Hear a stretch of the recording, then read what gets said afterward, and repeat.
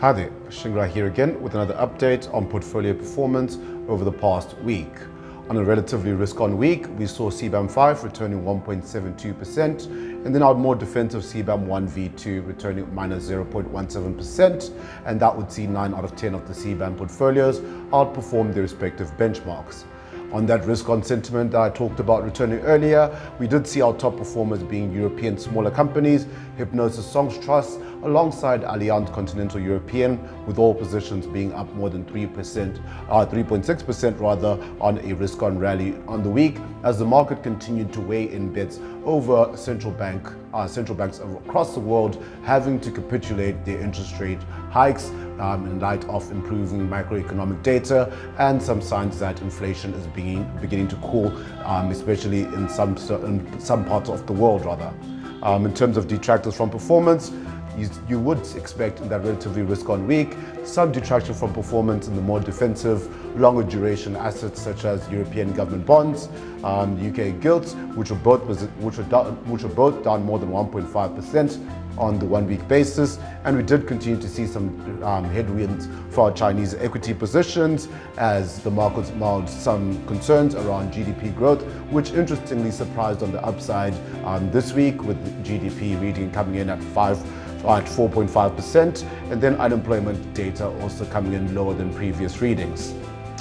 Switching over to year-to-date basis, 6 out of 10 of the CBAM portfolios outperformed their respective benchmarks, with returns again on a risk-on year-to-date basis, ranging from CBAM 5 up 3.77% down to CBAM 1v2, which was up 2.53%.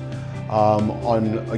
year-to-date basis, we continue to see that risk-on rally for European equities after that sharp derating of last year, and the market regaining some confidence in the banking sector as the regulators quickly swooped in to correct the banking situation with Credit Suisse and that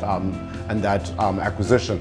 That would see Aberdeen and Allianz, LNG European and Allianz up more than 10.39% on the year-to-date basis. In terms of detractors from performance, we do continue to see headwinds from China, despite some improvement in the economic data, which I highlighted earlier, with Colombia Threadneedle pulling back 5.19%, and then equity Indian subcontinent down 5%, as I've been highlighting through the year as well, amidst some growth concerns for the Indian economy.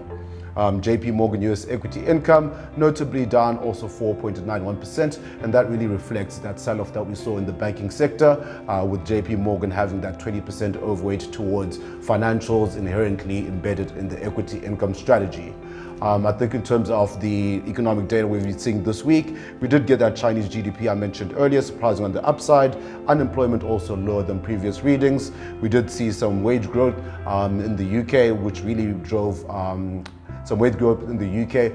drove the inflation reading that we saw of 10.1%, still double digits, but lower than previous reading for UK inflation by CPI as well. And then we also saw unemployment in the UK beginning to show some signs that the tightening is beginning to take effect and the job market is becoming a little tighter. Then some weakness there for US building and housing permits. And finally, European inflation also coming in as expected as a reading of 5.7% year on year.